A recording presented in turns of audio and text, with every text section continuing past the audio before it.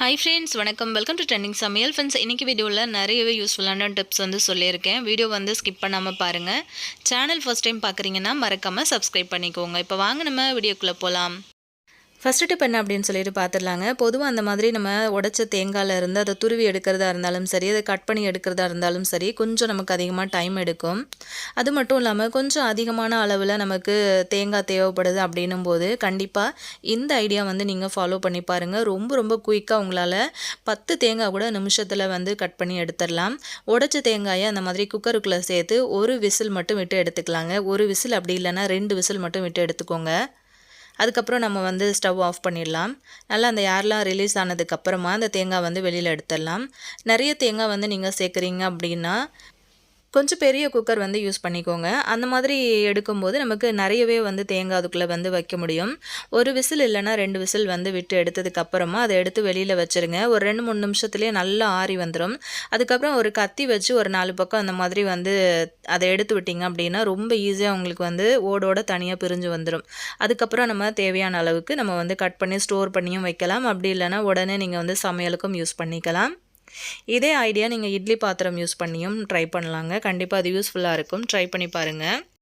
Second tip என்ன அப்படின்னு சொல்லிட்டு பார்க்கலாம். எப்போவுமே நம்ம ஸ்டவ் க்ளீன் பண்ணுறோம் அப்படின்னா இந்த மாதிரி ஒரு லிக்விட் ரெடி பண்ணி வச்சுக்கோங்க. உங்களோட ஸ்டவ்வாக இருந்தாலும் சரி, உங்களோட அழுக்காக இருக்கிற கவுண்டர் டாப்பாக இருந்தாலும் சரி, நிமிஷத்தில் பளபளன்னு புதுசு போல் ஆகிறதுக்கு ரொம்ப சூப்பரான ஒரு லிக்விட் தான் நம்ம ரெடி பண்ண போகிறோம்.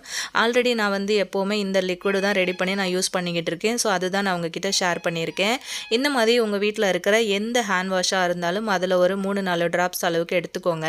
எடுத்துக்கிட்டு ஒரு ஸ்ப்ரே பாட்டிலில் சேர்த்துக்கோங்க. அதுக்கப்புறம் ஒரு பெரிய டம்ளரில் தண்ணி எடுத்திருக்கேன். அதில் ஒரு 2 ஸ்பூன் அளவுக்கு இட்லி சோடா தூள் இருக்கு இல்லையா, அது சேர்த்து கலந்து விட்டுக்கோங்க. அது கூட கொஞ்சமாக கம்ஃபர்ட் சேர்த்துக்கோங்க. இந்த மாதிரி கம்ஃபர்ட் சேர்க்கும்போது நல்ல வாசமாக இருக்கும். எப்போ உங்களோட கிச்சன் நீங்கள் க்ளீன் பண்ணாலுமே ரொம்பவே வாசமாக இருக்கும். அதே மாதிரி உங்களுக்கு கிச்சனாக இருந்தாலும் சரி, அதாவது கவுண்டர் டாப்பு, அடுப்பு எல்லாமே பார்த்திங்கன்னா பளபளன்னு பளிச்சுன்னு ஆகிடுங்க. எண்ணெய் பிசுக்கு, கரைகள் எதுவாக இருந்தாலுமே நிமிஷத்தில் உங்களுக்கு க்ளீன் ஆகிடும். நல்லா இந்த மாதிரி எல்லாத்தையும் உள்ளே சேர்த்துட்டு நல்லா அதை குலுக்கி விட்டிங்க அப்படின்னா நல்லா ஒன்றோட ஒன்று எல்லாமே மிக்ஸ் ஆகிடும். இப்போ அடுப்பு க்ளீன் பண்ணுறதுக்கு முன்னாடி அந்த கம்பி எல்லாத்தையும் நம்ம ரிமூவ் பண்ணிக்கலாம். அதுக்கப்புறம் இந்த மாதிரி குட்டி குட்டி பவுல் யூஸ் பண்ணி இந்த அடுப்புக்கு மேலே அந்த பர்னர் எல்லாத்தையுமே மூடிடுங்க. அதுக்கப்புறம் ஒரு கிளாத் யூஸ் பண்ணி இந்த மாதிரி மேலே இருக்கிற டஸ்ட் எல்லாத்தையுமே எடுத்துடலாம். எப்போவுமே உங்களோட கிச்சனை ராத்திரி நேரங்களில் நீங்கள் க்ளீன் பண்ணி விட்டு படுப்பீங்க. அடுப்பு எப்போவுமே தொடச்சிட்டு தான் படுக்க போவீங்க அப்படின்னா கண்டிப்பாக இந்த மாதிரி ட்ரை பண்ணி பாருங்கள். இப்படி நீங்கள் பண்ணும்போது உங்களுக்கு இந்த கரப்பாம்பூச்சி தொல்லை, குட்டி குட்டி ஈக்கள் அதெல்லாம் பார்த்திங்கன்னா கவுண்டர் டாப்பில் மொய்க்கவே மொய்க்காது. நல்லா இந்த மாதிரி ஸ்ப்ரே யூஸ் பண்ணி எல்லா இடத்துலையுமே அடிச்சு விட்டுடலாம். அதுக்கப்புறம் இந்த மாதிரி ஒரு வைப்ஸ் தான் யூஸ் பண்ணியிருக்கேன். இதை க்ளீன் பண்ணுறதுக்கு அப்படின்னு சொல்லிட்டு நான் எந்த ஒரு ஸ்க்ரப்பர் எதுவுமே நான் யூஸ் பண்ணவே இல்லை. வெறும் ஒரே ஒரு வைப்ஸ் மட்டும் யூஸ் பண்ணி ஃபுல்லாக இதை தொடச்சி விட்டுடலாம். இதை க்ளீன் பண்ணுறதுக்கு அப்படின்னு சொல்லிட்டு நீங்கள் கடையில் காசு கொடுத்து ஏதாவது லிக்விட் வாங்குறதுக்கு பதிலாக வீட்டில் இருக்கிற ஒரு சில பொருட்களை ஒன்றா மிக்ஸ் பண்ணி இந்த மாதிரி ரெடி பண்ணி வச்சுக்கிட்டிங்க அப்படின்னா மாத கணக்கில் உங்களுக்கு யூஸ்ஃபுல்லாக இருக்குங்க. என்னோடய கிச்சன் க்ளீனிங்க்கு நான் எப்போவுமே இது தான் யூஸ் பண்ணுவேன். நல்ல வாசமாகவும் இருக்கும். அதே சமயத்தில் நல்ல பளபளன்னு பளிச்சுன்னு க்ளீன் ஆகிடும். நம்ம எந்த ஒரு ஸ்க்ரப்பர் எதுவுமே போட்டு தேய்க்கவே இல்லை. பார்த்தீங்கன்னா உங்களுக்கு தெரிஞ்சிருக்கும். வீட்டில் நீங்கள் நான்வெஜ் செய்கிறீங்க அப்படின்னாலுமே இந்த மாதிரி நீங்கள் க்ளீன் பண்ணி பாருங்கள். உங்களோட கிச்சன் எப்போவுமே நல்ல ஒரு வாசமாக இருக்கும். இது ரொம்ப யூஸ்ஃபுல்லாக இருக்கும். ஒரு தடவை ரெடி பண்ணி வச்சுக்கிட்டிங்க அப்படின்னா 1 மாதம் வரைக்கும் கூட வச்சு யூஸ் பண்ணலாம். ட்ரை பண்ணி பாருங்கள். செகண்ட் டிப் என்ன அப்படின்னு சொல்லிட்டு பார்த்துடலாங்க. ரொம்ப கஷ்டமான வேலையை கூட ரொம்ப ரொம்ப ஈஸியாக செய்கிறதுக்கு ரொம்ப சூப்பரான ஒரு டிப் தான் ஷேர் பண்ணியிருக்கேன். கஷ்டமே இல்லாமல் ஈஸியாக நீங்கள் பாத்ரூம் போகிற கேப்லேயே இதை பண்ணிட்டு வந்துடலாங்க. என்ன அப்படின்னு பார்த்தீங்கன்னா, இந்த மாதிரி உப்பு தண்ணி கரைகள் அதிகமாக பிடிச்சிட்ருக்க பைப்பை ரொம்ப ஈஸியான ஒரு மெத்தட் யூஸ் பண்ணி நம்ம இன்றைக்கி க்ளீன் பண்ண போகிறோம். பார்த்தீங்கன்னா உங்களுக்கு தெரியும், ரொம்ப கரை அதிகமாக பிடிச்சிருக்கு இல்லையா, அதை க்ளீன் பண்ணுறதுக்கு கொஞ்சமாக பேஸ்ட் இந்த மாதிரி அப்ளை பண்ணிக்கோங்க. கொஞ்சமாக எடுத்துக்கிட்டிங்க அப்படின்னாலே போதும். அந்தளவுக்கு எடுத்துக்கிட்ட பேஸ்ட்டை நல்ல கைகளை வச்சு இந்த மாதிரி ரப் பண்ணி கொடுத்துருங்க. அந்த பைப்பில் அடிப்பக்கம் பார்த்துருப்பீங்கன்னு நினைக்கிறேன். உப்பு தண்ணி கரை ரொம்ப பட்டையாக அப்படியே பிடிச்சிட்ருக்கு. இதை நம்ம வேறு எந்த ஒரு லிக்விடும் யூஸ் பண்ணி நம்ம க்ளீன் பண்ணணும் அப்படின்னு அவசியம் கிடையாது. இந்த மாதிரி நீங்கள் ஃபேஸ் வாஷ் பண்ணுறதுக்கு வர டைமில் கூட நீங்கள் இந்த மாதிரி கொஞ்சமாக பேஸ்ட் அப்ளை பண்ணி உங்களோட பைப்பை அழகாக க்ளீன் பண்ணிடலாம்.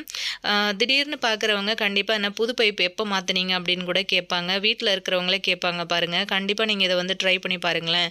இந்த மாதிரி வந்து நல்லா கோல்கேட் வந்து போட்டு நல்லா தேய்ச்சதுக்கு பிறகு தண்ணி வந்து நான் வாஷ் பண்ணி விட்டுருக்கேன். எந்த அளவுக்கு பளபளன்னு பளிச்சுன்னு இருக்கு பாருங்கள். புதுசாக மாற்றின பைப் மாதிரியே இருக்குல்ல பார்க்கறதுக்கு. இது வந்து உங்களுக்கு ரொம்ப ரொம்ப யூஸ்ஃபுல்லான ஒரு டிப்ஸாக இருக்கும் அப்படின்னு நினைக்கிறேன். கண்டிப்பாக இது உங்களுக்கு பிடிச்சிருக்கும். கண்டிப்பாக உங்களோட பாத்ரூமில் நீங்கள் ட்ரை பண்ணீங்க அப்படின்னா எப்படி இருந்துச்சு அப்படின்னு சொல்லிட்டு கமெண்ட்டில் சொல்லுங்கள். இந்த டிப் பிடிச்சிருந்ததுன்னா வீடியோக்கு மறக்காமல் ஒரு லைக் கொடுங்க. நெக்ஸ்ட் டிப் பார்க்கலாம். இந்த மாதிரி கையில் நம்ம வந்து போட்டிருக்கிற வளையல் ரொம்ப சின்னதாக இருந்தது அப்படின்னா நமக்கு எவ்வளோ தான் ட்ரை பண்ணி நம்ம கலட்டினாலுமே இது வந்து நமக்கு சரியாக கழட்ட வராது. இந்த மாதிரி வந்து எப்படி தான் நீங்கள் ட்ரை பண்ணாலும் முடியவே முடியாது. ஒரு சிலர்லாம் பார்த்திங்க அப்படின்னா ரொம்ப சின்ன வயசில் வந்து போட்டிருப்பாங்க வளையல். ஆனால் அது வந்து கழட்ட முடியாமல் அப்படியே கையிலே வந்து கஷ்டப்பட்டு போட்டே இருப்பாங்க. அதை ஈஸியாக கழட்டுறதுக்கு ரொம்ப ரொம்ப சூப்பரான ஒரு ஐடியா பார்க்கலாம். இந்த மாதிரி சாக்ஸ் வந்து எடுத்துக்கோங்க. கையில் வந்து மாட்டிக்கிட்டு அந்த சாக்ஸை வந்து வளையலுக்குள்ளே வந்து விட்டு வெளியில் எடுத்துருங்க. அதுக்கப்புறம் அப்படியே வந்து திருப்பி இந்த சாக்ஸை வந்து கலட்டினீங்க அப்படின்னா ஈஸியாக உங்களுக்கு வந்து வளையல் கலண்டு கையோட வந்துடும். ரொம்ப ரொம்ப யூஸ்ஃபுல்லான ஒரு டிப்ஸாக இருக்கும். ட்ரை பண்ணி பாருங்கள். நெக்ஸ்ட் டிப் என்னென்னு பார்க்கலாம். பொதுவாக நம்ம வந்து உப்பு, புளி இதெல்லாமே நம்ம ஜாடியில் தான் ஸ்டோர் பண்ணி வைப்போம் இல்லையா? எப்போவுமே அது வந்து கெட்டு போகாது அப்படிங்கிறதுக்காக.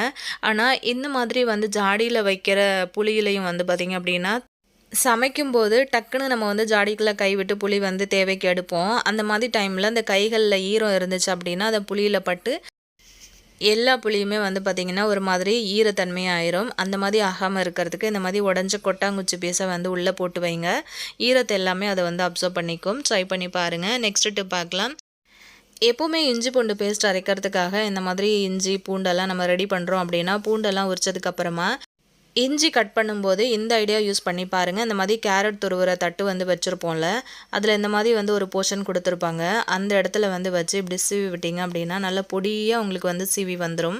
இந்த மாதிரி செஞ்சு எடுத்தீங்க அப்படின்னா அரைக்கும்போது சின்ன சின்ன பீசஸ் எல்லாம் அங்கங்கே இல்லாமல் எல்லாம் ஒரே ஈவனாக வந்து அரைப்படும். வேலையும் ரொம்ப சுலபமாக முடிஞ்சிடும். ட்ரை பண்ணி பாருங்கள்.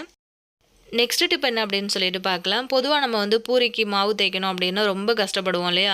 ஒன்றொன்னா வந்து தேய்ச்சி எடுத்து போடணும் அப்படின்னா ரொம்ப கோவமாகவும் வரும் சில நேரங்களில்.